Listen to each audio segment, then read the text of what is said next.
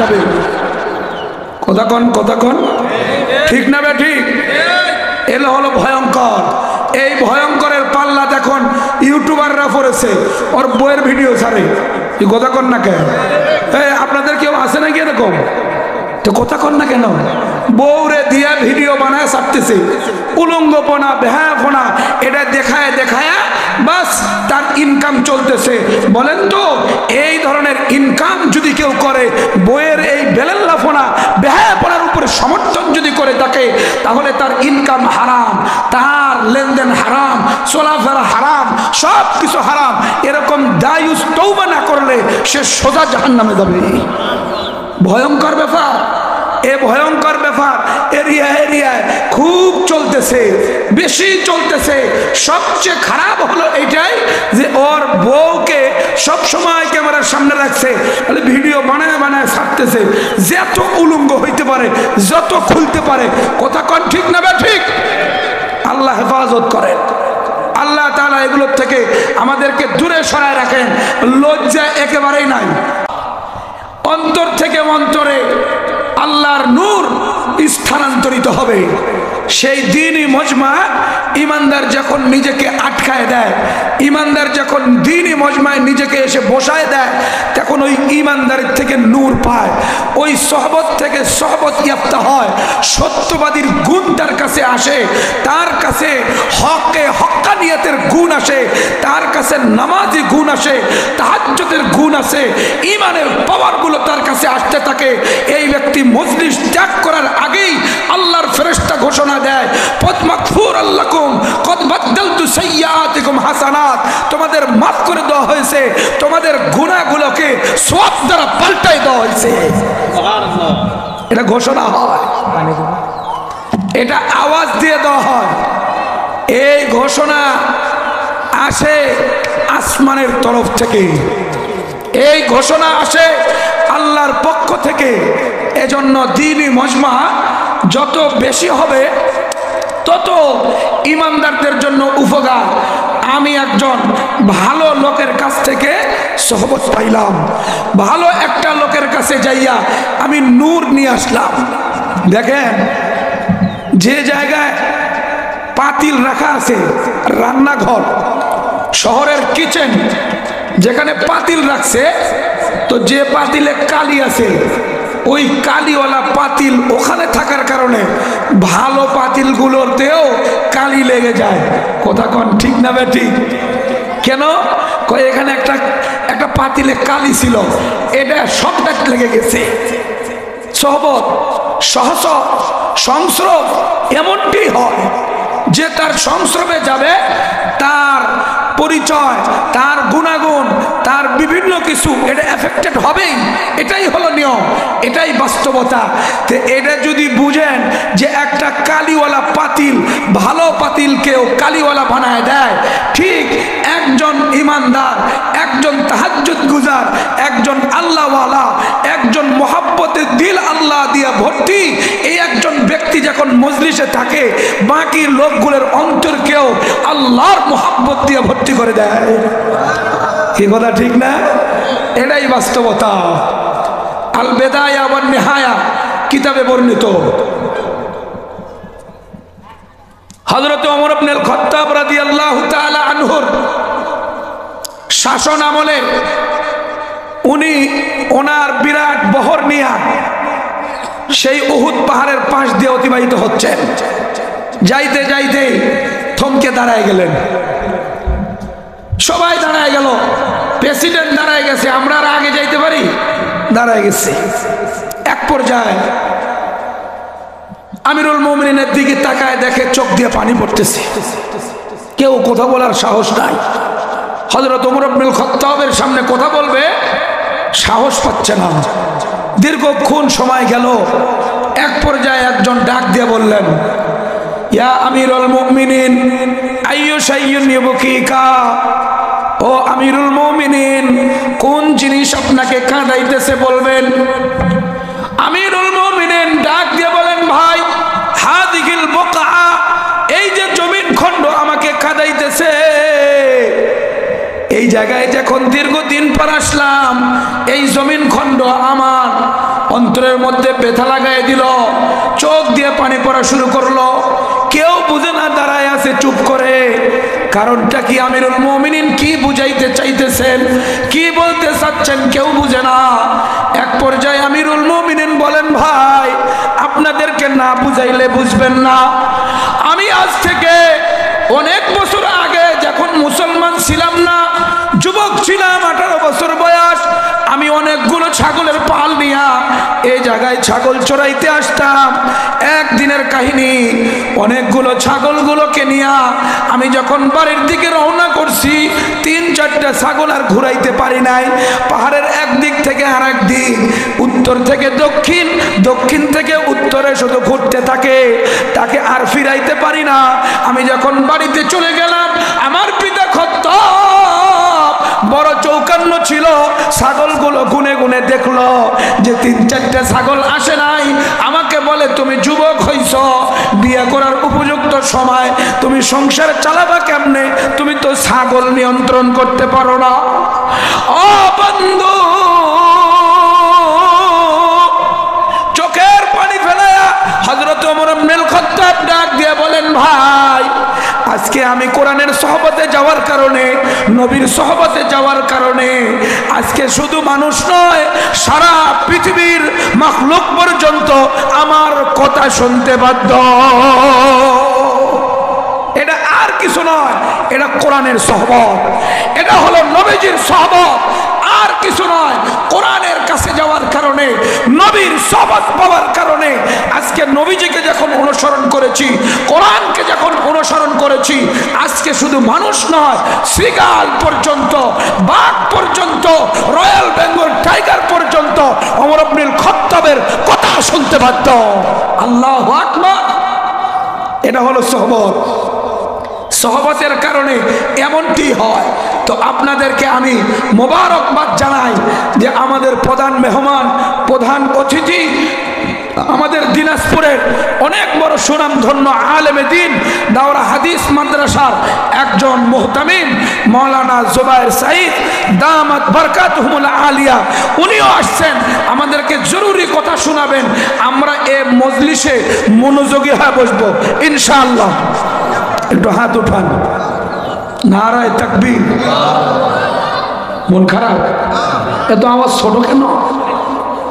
আওয়াজ এত ছোট কেন ভাই? মন খারাপ? জোরে বলতে হবে, নারায়ে তাকবীর, নারায়ে তাকবীর। কোরআন সুন্নাহর আলো। এই আওয়াজ দিয়ে তো হবে না। হ্যাঁ হ্যাঁ হ্যাঁ। আর আচ্ছা, জেঠি জাগা কিনা জাগা, আর কোক নেয় না, কোক কোক। হাতটা উঠান, নারায়ে তাকবীর। কোরআন সুন্নাহর আলো,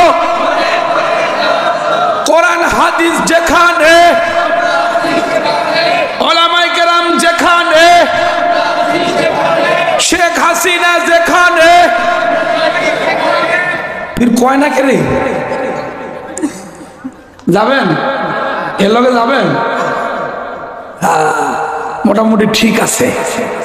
এতগুলো জজবাওয়ালা লোক মিস্টেক করে নাই, সচেতন আছে ইনশাআল্লাহ। কোনো ফেসিবাদ স্বৈরাচারীকে আমরা সাপোর্ট করি? একটু জোরে, আরো জোরে। সাপোর্ট করি না। স্বৈরাচারের কোন রকমের কারবারকে আমরা সমর্থন করি না। যে পর্যায়ে উঠেছিল ওইভাবে ধ্রাস করে নামছে, ওর কবর বাংলার মাটিতে হবে না। কথা কোন ঠিক না বেটি? যা আলেম ওলামার শত্রু, মাদ্রাসার শত্রু, হাফেজদের শত্রু, মুসলমানের শত্রু, ইসকনের বন্ধু, এইরকম কুলাঙ্গারকে বাংলার মাটিতে আমরা কবর দিব না। কথা কোন ঠিক না বেটি? এটাই আমাদের বাস্তবতা। কিন্তু আপনাদেরকে আমি মনোযোগ হওয়ার জন্য বিশেষ অনুরোধ করব, মনোযোগী হন ইনশাআল্লাহ। অল্প সময় যা আলোচনা হবে এটা আমাদের এই এরিয়ার জন্য, এই জায়গার জন্য আল্লাহ পাক রব্বুল আলামিন হেদায়েতের হাওয়া চালু করে দেন। জোরে বলেন আমিন।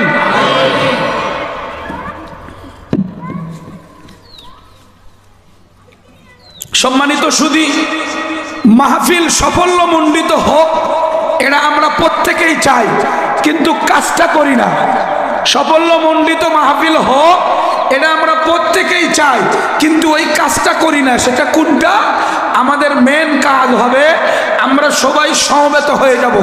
এজন্য আমি সমস্ত অভিভাবক বিন্দুদেরকে, মেলায় ঘুরতেছে যুবক ভাইরা, এখনো রাস্তার ওই সাইডে মোবাইল টিপতেছে যুবক ভাইরা, প্রত্যেকের প্রতি আমার বিশেষ অনুরোধ, চলে আসেন। রহমত বন্টন হচ্ছে, মাগফিরাত বন্টন হচ্ছে। আর বিলম্ব না করে দ্রুত প্যান্ডেলের ভিতরে চলে আসেন। ইনশাআল্লাহ এ মনোযোগী আপনারা হইলে এ মাহফিল এরিয়ার জন্য হেদায়েত হবে ইনশাআল্লাহ। কি কথা ঠিক না বেঠিক? হেদায়েত হবে। আল্লাহ পাক রব্বুল আলামিন আমাদের মাহফিলকে সাফল্যমণ্ডিত করুন, এজন্য আমরা মনোযোগী হব ইনশাআল্লাহ। উঠবো না তো ইনশাআল্লাহ, মনোযোগী হয়ে বসবো। আল্লাহ পাক রব্বুল আলামিন বলেন, وَإِن مِّنكُمْ إِلَّا وَارِدُهَا كَانَ عَلَى رَبِّكَ حَتْمًا مَّقْضِيًّا ثُمَّ نُنَجِّي الَّذِينَ اتَّقَوْا وَنَذَرُ الظَّالِمِينَ فِيهَا جِثِيًّا। ও মুসলমান, দিনের কানে শুনবেন, আমাদের উত্তরবঙ্গের লোক যখন ঢাকার উদ্দেশ্যে রওনা করে, ওই যমুনা সেতু ছাড়া পার হইতে পারে না। ট্রেনে গেলেও যমুনা সেতু পাড়ি দিতে হয়, লঞ্চে গেলেও যমুনা সেতু পাড়ি দিতে হয়, বাসে গেলেও যমুনা সেতু পাড়ি দিতে হয়। ও মুসলমান, আপনার যখন আমার ইন্তেকাল হয়ে যাবে, হাসরের ময়দানে আমার আপনার জান্নাতে যাওয়ার জন্য একটা পুল থাকবে, একটা যমুনা সেতু থাকবে, একটা বিশেষ পুল সেরাত থাকবে। এটা চুলের চাইতেও চিকন হবে, এটা খুরের চাইতেও ধার হবে, এটা দীর্ঘ লম্বা হবে। ওই জায়গায় যাওয়ার জন্য, ওই এরিয়া পাড়ি দেওয়ার জন্য একমাত্র গুণ লাগবে দুইটা। এক নাম্বার ঈমান, দুই নাম্বার লাগবে তাকওয়া। এই দুইটা গুণ জরুরি। এই দুই গুণ ছাড়া পার হতে পারবে না। যমুনা সেতু পার হতে কি লাগে? কয় বাস হলেও হয়, ট্রেন হলেও হয়। আমরা চলে যাই, ট্রেনে উঠলেও চলে যাই, পার আমরা বাসে থাকলেও চলে যাই, কিন্তু কাউকে হাইটে যাইতে দেয় না। কি কথা ঠিক না বে ঠিক? কোন লোককে হাইটে যাইতে দিব? কেউ সাইকেল নিয়ে যাইতে পারবো না। এটা পাড়ি দেওয়ার সুযোগ নাই। ঠিক আমাদের গন্তব্যস্থল জান্নাত। আমরা জান্নাত থেকে এসেছিলাম, আবার জান্নাতে বাপের বাড়ি, ওই জায়গায় যাব আমরা। জান্নাতে যাওয়ার জন্য আপনাকে একটা ফুল সেরাত পাড়ি দিতে হবে। বিশাল বড় একটা সাগরের বিশাল ব্রিজ আপনাকে পাড়ি দিতে হবে। ওই ব্রিজে পাড়ি দেওয়ার জন্য 2 লাখ গুণ লাগবে দুইটা। বলেন কয়টা গুণ? আরো জোরে, আরো জোরে। দুইটা গুণ লাগবে। একটা গুণ হলো ঈমান, আর একটা গুণ হলো তাকওয়া। এই দুই গুণের কারণে বিজলির মতো চমক দিবে আর ফুলসেরাত পার হয়ে জান্নাতে চলে যাবে। আর যদি এই দুই গুণ না থাকে, তার যদি ঈমান না থাকে, তাকওয়া না থাকে, যদি ঈমানে ত্রুটি থাকে, তাকওয়ায় ত্রুটি থাকে, এই খুরের মতো ধার, চুলের চাইতো চিকন, ওই ফুলসেরাতে পড়ে গেলেই জাহান্নামের নিচতলা, নাউজুবিল্লাহ, পড়ে গেলে সে জাহান্নামের নিচতলায় চলে যাবে। এই জন্য বন্ধু, আপনাদের কাছে বিশেষ অনুরোধ লাগে, আমাদের ঈমান আর তাকওয়া পরিপূর্ণ করা জরুরি। এই দুই বিষয়কে আমাদের সাজানো গোছানো খুব জরুরি। আর এই দুই গুণের উপরে আপনি অটল হইলে, আপনার দুনিয়া না আসুক, চেয়ার না আসুক, পাওয়ার না আসুক, ক্ষমতা না আসুক, কোনো আফসোস নাই। আপনি আল্লাহর সন্তুষ্টি পেয়ে গেলেন। আল্লাহু আকবার। আল্লাহর সন্তুষ্টি পেয়ে গেলেন, নিশ্চিত আল্লাহর রেজামন্দি আপনার এসে গেল। যার ব্যাপারে আল্লাহর রেজামন্দির ফয়সালা হবে, আল্লাহর সন্তুষ্টির ফয়সালা হবে, এই ব্যক্তি চূড়ান্ত সফলতায় পৌঁছে গেল। আল্লাহু আকবার। এই জন্য ভাই, আপনাদের কাছে অনুরোধ যে আপনি ঈমান ঠিক করেন, ঈমান ঠিক করেন, ঈমান মজবুত করেন। ঈমানে যদি ত্রুটি বিচ্যুতি হয়, তাহলে নামাজ কবুল না, হজ কবুল না, যাকাত কবুল না, কোনো কিছুই আল্লাহর কাছে গ্রহণযোগ্য নয়। যদি ঈমানে ত্রুটি হয়, ঈমান যদি ঠিক থাকে, তাহলে সবটাই কবুল। এই কথাই তো আমরা বুঝি না। এ কথা বুঝাইতে গেলে তখন লোকগুলো অনেক সময় বলে, কয় হুজুর ফির নতুন হাদিস কোনটি পাইল? কি কথা ঠিক না বেঠিক? নতুন হাদিস পাইল কোনটি হুজুর? নতুন হাদিস না, আপনার ঈমান ঠিক তো সবগুলো ঠিক। কারো যদি ঈমান ঠিক না থাকে তাহলে সবই বরবাদ। কারো যদি এমন বিশ্বাস থাকে যে আমার আল্লাহ যেমন রিজিক দেয়, আমার আল্লাহ যেমন সব ক্ষমতার অধিকারী, আমার আল্লাহ যেমন সারা পৃথিবীর নিয়ন্ত্রণকারী, ঠিক আমার পীর সাহেবও আমার ব্যাপারে ভালো মন্দ আমাকে করে দিতে পারে এমন ক্ষমতা তারও আছে। যদি একটু বিশ্বাস করে এ ব্যক্তির ঈমান ঠিক নাই। কথা কোন ঠিক না বেঠিক? এরকম লোক আছে, বিভিন্ন জায়গায় আছে, সমাজের বিভিন্ন জায়গায় দেখা যায়। তাদের মন মানসিকতা এমন, তারা আলেমকে আলেম বলতে রাজি না, তারা বিজ্ঞ একজন মুহাদ্দিসকে মুহাদ্দিস বলতে রাজি না। কেন? ওর পীর সাহেবের পছন্দ না, এই জন্য এটা বলতে রাজি না। ওর পীর যেমনই বলবে ঠিক তেমনই ঠিক আছে। পীর যদি বলে যে তুমি আমার কাছে বায়াত গ্রহণ করো, তোমার ব্যবসা উন্নত করে দিব, তোমার সব কিছুকে উন্নত করে দিব, এমনকি তুমি বড়লোক হয়ে যাবা, কেউ যদি ধারণা করে কোন পীরের মুরিদ হলে বড়লোক হবে, সে ভণ্ড, তার পীরও ভণ্ড। কি কথা ঠিক না বেঠিক?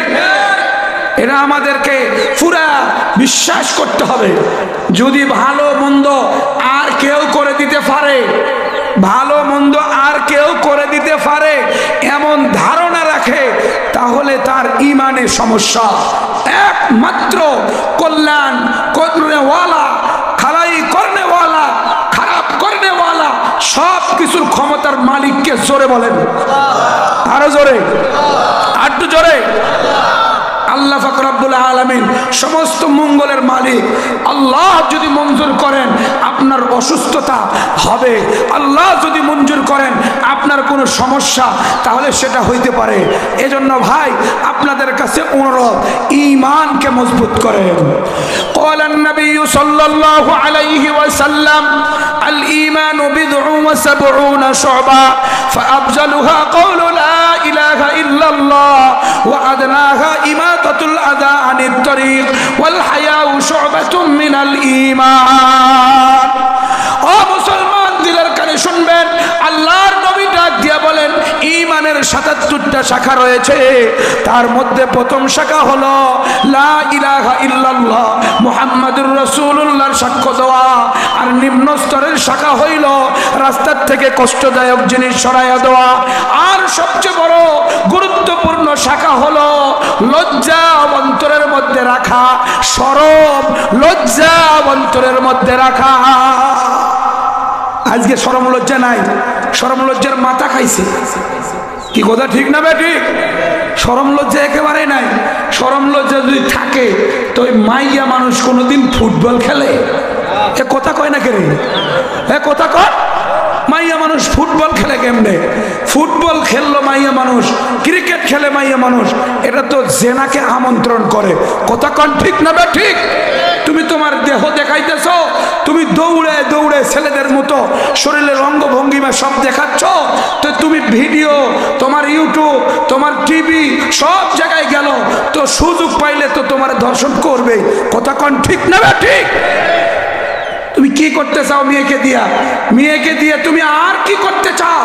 এর বাপ মা সবচেয়ে বড় দায়ী। কথা কন ঠিক না বেঠিক? সবচেয়ে বড় দায়ী।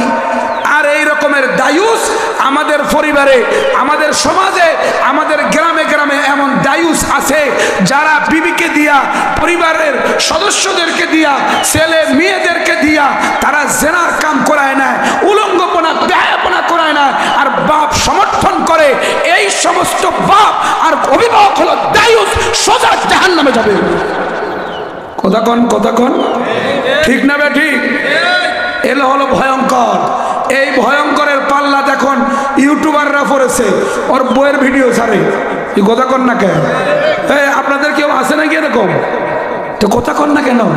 বউরে দিয়া ভিডিও বানায় ছাড়তেছে, উলঙ্গপনা বেহায়াপনা এটা দেখায় দেখায় বাস তার ইনকাম চলতেছে। বলেন তো এই ধরনের ইনকাম যদি কেউ করে, বইয়ের এই বেলেল্লাফোনা বেহায়াপনার উপরে সমর্থন যদি করে থাকে, তাহলে তার ইনকাম হারাম, তার লেনদেন হারাম, চলাফেরা হারাম, সব কিছু হারাম। এরকম দায়ুস তওবা না করলে সে সোজা জাহান্নামে যাবে। ভয়ঙ্কর ব্যাপার, এ ভয়ঙ্কর ব্যাপার এরিয়ায় খুব চলতেছে, বেশি চলতেছে।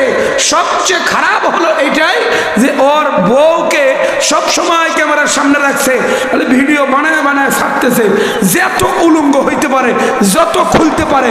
কথা কোন ঠিক না বা ঠিক? আল্লাহ হেফাজত করেন। আল্লাহ তাআলা এগুলোর থেকে আমাদেরকে দূরে সরায় রাখেন। লজ্জা একেবারেই নাই। এই হাদিসের তর্জমাটা একটু ভালো করে আপনাদেরকে শোনাই, ভালো করে বুঝবেন। ঈমানের কতগুলো শাখা? ৭৭টা শাখা। নবীজি প্রথমটা বলেছেন, নিচেরটা বলেছেন। একদম উপরেরটা, একদম নিচেরটা। উপরেরটা কি? লা ইলাহা ইল্লাল্লাহ মুহাম্মাদুর রাসূলুল্লাহ, এই সাক্ষ্য প্রদান করা। আর একদম নিম্নটা কোনটা? কয় রাস্তায় কষ্টদায়ক জিনিস থাকলে সেটা সরায় দেওয়া, মানে কোনো রাস্তায় মানুষকে চলাফেরা করতে বাধা দেয় না, মানুষের রাস্তায় কোনো কষ্ট, কোনো প্রতিবন্ধক জিনিস রাখে না, রাস্তা ক্লিয়ার করে দেয়। এটা হলো ঈমানের নিম্নমানের শাখা। যদি কেউ রাস্তায় মানুষের চলাফেরায় প্রতিবন্ধক সৃষ্টি করে, মানুষের চলতে অসুবিধা হয়, গাছ ফালায় দেয়, খেয়ার শুকায়, আরো অন্যান্য ধান উঠায়, যা কিছু করে, এগুলো হলো ঈমান বিরোধী। কথা কোন ঠিক না ঠিক? ওই গ্রামের রাস্তাগুলায় দেখা যায় খেয়ার শুকাইতেছে, মিয়া মোটর সাইকেল, আমার তেলটা বেশি গেল না, এই কথা ঠিক না ঠিক? এই রাস্তায় মানুষকে কষ্ট দেওয়া, মানুষ যাবে আর বলবে আরে লোক রে এই এলাকার সব খেয়ারগুলো তামাল্লা নিয়ে এসে রেডে ফেলাইছে, এই কথা ঠিক না ঠিক? এটা সবচেয়ে বড় মুশকিল ব্যাপার। ঈমান বিধ্বংসী আমল, ঈমান নষ্ট হয়ে যাবে। রাস্তার মধ্যে বাঁশ রেখে দিছে, রাস্তার মধ্যে সব কিছু রাখছে, রাস্তাটা মনে হয় ওর বাপের কিরণ না, এই কথা ঠিক না ঠিক? এটা ঈমান আমল বিধ্বংসী কাজ। এই কাজ থেকে আমাদের বিরত থাকার দরকার। ঈমান আমল হেফাজত না করে মসজিদে যায় ঘষ্টায় ঘষ্টায় কোপাল উল্টাইছেন, আর আপনার খের ওই জায়গায় রেখে দিয়েছেন, আপনার বড় হুমকি, আপনার ঈমানের সমস্যা। কথা কোন ঠিক না ঠিক? আপনি 2 রাকাত নফল নামাজ না পড়তে পারেন, রাস্তায় খের রেখে দিবেন না, রাস্তায় মানুষকে কষ্ট দিবেন না, কোনো সময়ের জন্য মানুষের রাস্তায় এমন কিছু ফেলায় রাখবেন না যেটার কারণে আপনার ব্যক্তিগত সুবিধা আর একজনের কষ্ট। এটা ঈমান বিধ্বংসী ব্যাপার। এখান থেকে আপনি নিজেকে নিজে সরায় রাখেন। এটা হলো ঈমানের শেষ কাজ, শেষ শাখা। এটাই বেটা আমল করে না, আর বাকিগুলোর ফির খবর আছে, কি কথা ঠিক না ঠিক? নবীজি গুরুত্বপূর্ণ কথা মাঝখান দিয়ে বলেন, ওয়াল হায়াউ শুবাতুম মিনাল ঈমান। ঈমানের গুরুত্বপূর্ণ শাখা হলো লজ্জা। যার লজ্জা নাই তার ঈমান নাই, এটা হলো গুরুত্বপূর্ণ কথা। ও পর্দার আড়ালে আমার মারা, ও আমার বোনরা, আপনাদেরকে লক্ষ্য করে বলি, আপনার যদি বেপর্দা হয়ে চলতে লজ্জা না থাকে, তাহলে আপনার ঈমান নাই। আপনার ঢেকে থাকবেন, নিজেকে আপনি করে রাখবেন, নিজেকে বোরকার মধ্যে রাখবেন, এটাই হলো আপনার ইজ্জত। আপনি যদি বোরকা ছাড়া বের হন, লজ্জায় ভেঙে পড়বেন। আপনার যদি অঙ্গ কেউ দেখে ফেলে, লজ্জায় ভেঙে পড়বেন। এই লজ্জা হলো আপনার ঈমান। এই লজ্জার কারণেই একজন ব্যক্তি আল্লাহর জান্নাতে যাবে। ও মুসলমান ভাইরা আমার, নামাজ পড়ে না শরম লাগে না, সে সুন্নতি লেবাস পরে না শরম লাগে না, দাড়ি রাখে না, এই জন্য কোনো লজ্জা নাই। লজ্জা লাগছে ওর একটা জিনিস নিয়ে, ফুটবলের টিমে খেলা চলে, মুই সাদা দেও নাই। কি কথা ঠিক না ঠিক? কই ফুটবলের খেলা চলতেছে, সাদা দেয় নাই, এজন্য কি ওর লজ্জা? আরে অভাব আছে, 80 টাকা কেজি আলু কিন্তু আমার তেমন টাকা শেষ। কথা কর, টাকা তো সবই ফুরাই গেছে, ফুটবল খেলায় সাদা দিতে পারি নাই, এজন্য ওর লজ্জা লাগে। যেদিন ফুটবল খেলা ওই দিন সে বাড়ায় নাই, ঘর থেকে বের হয় নাই। কি খবর বেড়ায় নাই কেন? কয় আজকে সাদা দেয় নাই, লজ্জায় বের হয় নাই। নাউজুবিল্লাহ নাউজুবিল্লাহ। ওই লজ্জা আপনার হওয়ার দরকার ছিল যে মসজিদে আমি সহযোগিতা করতে পারি নাই, তাফসীরুল কোরআনে সহযোগিতা করতে পারি নাই, ইমানদারি কাজ, মুসলমানের কাজ, মুসলমানের কাজে আমি যাইতে পারি নাই, মানে আমার লজ্জা হওয়ার দরকার। আমি আল্লাহর সামনে মুখ দেখাবো কেমনে? কথা কোন ঠিক না বা ঠিক? ইমান কোন দিক গেল? ইমানের হিসাবটা গেল কোন দিক? এটাই আমরা বুঝে পাই না, এটাই বড় মুশকিল হয়ে দাঁড়াইছে। এজন্য ভাই আপনাদের কাছে অনুরোধ, ইমানের এই শাখাগুলো আপনি পরিপূর্ণ করেন। 3 দিনের চিল্লায় যান, আপনি যান না, 3 চিল্লে একবারে বের হন, ইমানের শাখাগুলো শিখে আসবেন। আপনি বের হন, এই কাজের জন্য বের হন যে ইমানের শাখাগুলোই শিখি। এজন্য কথাই স্পষ্ট, ইমানের 77টা শাখা যার ভালো করে জানা আছে, ভালো করে মানা আছে, ইমান পরিপূর্ণ। ভালো করে জানা নাই, ভালো করে মানা নাই, পরিপূর্ণ বলার সুযোগ নাই। কথা কোন ঠিক না বাটি? ক্লিয়ার কথা এটা। যদি পরিপূর্ণ জানা থাকে 77টা শাখা, মানা থাকে, ইমান পরিপূর্ণ। জানাই নাই, মানব থেকে ইমান পরিপূর্ণ না। কথা কোন ঠিক না বা ঠিক? এই কথাটা বোঝার জন্য ভালো করে একটা উদাহরণ শুনুন। এই যে নবী করিম সাল্লাল্লাহু আলাইহি সাল্লাম শুরুটা বললেন আর লাস্টেরটা বললেন, কিন্তু মাঝখানে একটা উল্লেখ করেছেন যে উল্লেখযোগ্য শাখা ইমানের, সেটা হলো লজ্জা। আসলে লজ্জাটা হলোই মেন। লজ্জা যার ভিতরে থাকবে সে নিজেকে গুনাহ থেকে বাঁচাইতে পারবে। আমরা যখন ঢাকায় পড়তাম ওই 10-11 সালে, তো ওই ঢাকায় আমরা দেখেছি এই যে গাজীপুর থেকে চলে যায় বাস পোস্তকোলা, এখানে সালসাবিল, বোলাকা, বিভিন্ন রকমের বাস চলে। তো একটা বাস আছে মুরিদ ট্রেন, এটা হলো জনগণের ভাষা, ওই মুরিদ ট্রেন। ওই মুরিদ ট্রেনে উঠলে ভাড়া কম লাগে, 2 টাকা দিয়ে ওই মধ্যবাড্ডা যায় নামা যায়। বসুন্ধরা গেট থেকে উঠলে মাত্র 2 টাকা নেয়। মুরিদ ট্রেন এটার নাম। কেন মুরিদ ট্রেন? এটার শুধু হরেন আছে আর ব্রেক আছে, সিট ঠিকঠাক নাই, গ্লাস নাই, বাতি নাই, কিচ্ছু নাই। এটা যাওয়া শুরু করলে খালি যাইতেই থাকে, আর সব দিক দিয়ে বাতাস ঢুকে, ফ্যানের কোনো প্রয়োজন পড়ে না। দেখছিলেন কিনা? এখন এখন বেশিরভাগ জায়গায় আর নাই, ঢাকার মধ্যে এগুলো উঠে দিছে। এখন তো সিটি হয়ে গেছে, আমাদের স্বৈরাচার উন্নত করে দিয়ে গেছে। কথা কোন ঠিক না ভাই ঠিক? সব দিক দিয়ে মাইরিয়া আর এক দিক দিয়ে উন্নত করে দিয়ে গেছে। দিনকে, ইসলামকে বরবাদ করে দিয়া দেশের টাকা বিদেশে পাচার করে কিছু উন্নত মানুষ দেখে দেখাইছে। কথা কোন ঠিক না ভাই ঠিক? এই তো হলো অবস্থা। দেখেন, ওই গাড়ি গন্তব্যস্থল যাওয়ার জন্য 2টা জিনিস গুরুত্বপূর্ণ, 2টা জিনিস গুরুত্বপূর্ণ। একটা হলো হরেন আর একটা হলো ব্রেক। কথা কোন ঠিক না ভাই ঠিক? ওর আর কিছু থাকার দরকার নাই, সিট ভালোর প্রয়োজন নাই, গ্লাসের দরকার নাই, আর মানুষের বসারও সুযোগ ঠিকঠাক নাই, কোনো সমস্যা নাই। 2টা জিনিস আছে, হরেন আছে আর ব্রেক আছে। ও গন্তব্যস্থল বুঝবেই। কথা কোন ঠিক না ভাই ঠিক?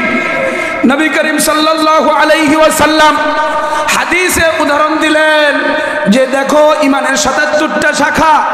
যে ব্যক্তি হরেন দিয়ে বলবে লা ইলাহা ইল্লাল্লাহ মুহাম্মাদুর রাসূলুল্লাহ, আল্লাহ ছাড়া কোনো ইবাদতের উপযুক্ত কোনো কেউ নাই, একমাত্র আল্লাহর নবী, বিশেষ করে খাস করে নবী মুহাম্মাদুর রাসূলুল্লাহ আল্লাহর বান্দা ও রাসূল, একতার হরেন দেয় সব জায়গায়, আল্লাহর ইবাদত হবে আর কারো ইবাদত না।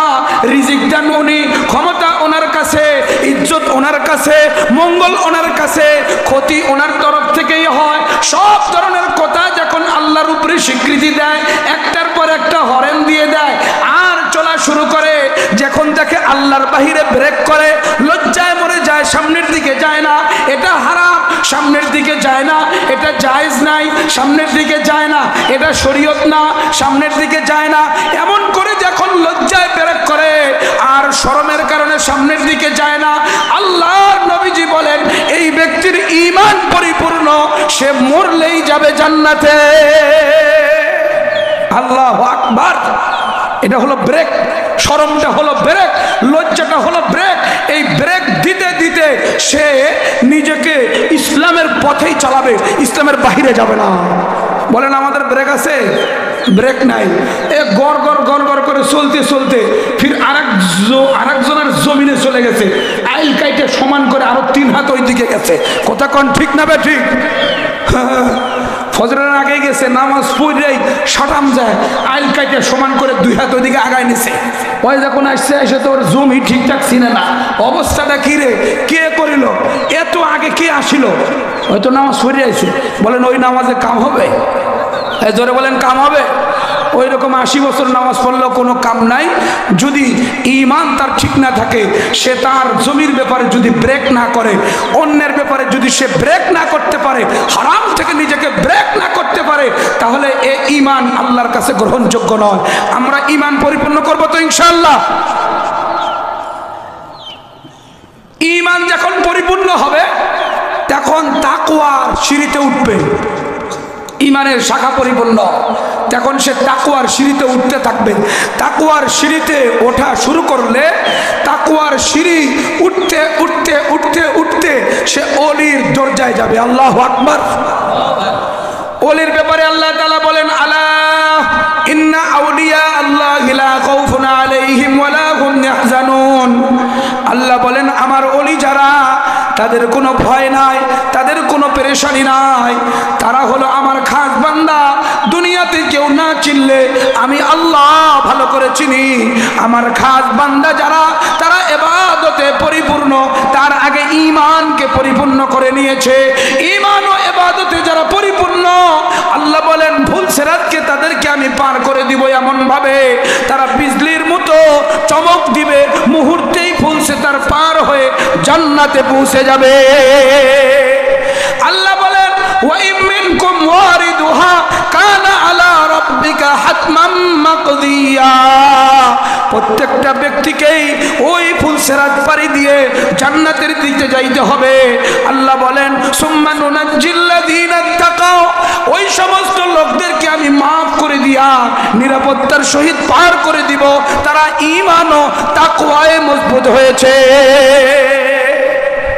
আর এক শ্রেণীর লোক কাটা পরে জাহান্নামের নিচতলায় যাবে। ওয়ানাজারুজ জালিমিনা ফিহা জিসিয়্যা। আর যারা জালেম হবে তারা এই পুল সিরাত পার হতে পারবে না, তারা কাটা পরে নিচে পড়ে যাবে। বলেন নাউজুবিল্লাহ। জালেম, এই জালেম কিভাবে হয় এটার কিছু কিঞ্চিত আলোচনা করার দরকার। আজকে আমাদের দেশে জালেম দিয়ে ভর্তি হয়ে গেছে। কথা কোন ঠিক না বে ঠিক? এই ইসকনকে কারা আমদানি করলো? আমরা মুসলমানরাই আমদানি করছি, মুসলমানরাই তাদেরকে উঠায় দিছি, মুসলমানরাই সুযোগ করে দিয়া তাদেরকে আগে বাড়ায় দিছি।